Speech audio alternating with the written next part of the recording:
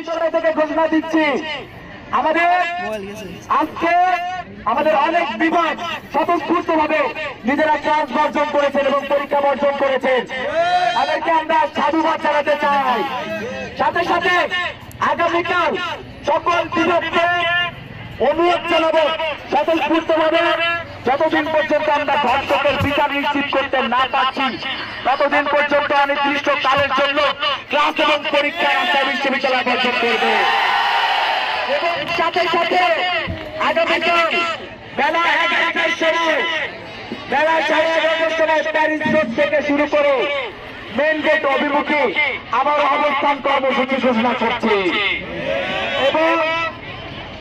এবং আমাদের একটাই দাবি, সেটা হলো যত দ্রুত সম্ভব বিশেষ ট্রাইব্যুনাল গঠন করে শুধুমাত্র আসিয়ানা, তনু থেকে শুরু করে খাদিজা থেকে শুরু করে সকল ধর্ষকের সকল ধর্ষিতার বিচার নিশ্চিত করতে হবে বিশেষ ট্রাইব্যুনাল গঠন করে। এবং সাথে সাথে ধর্ষকের শাস্তি হিসেবে এমন ভয়াবহ শাস্তি নিশ্চিত করতে হবে, আইন প্রয়োগ করতে হবে যাতে ধর্ষণ করার মনোভাব পোষণ করার আগে 100 বার ভাবে।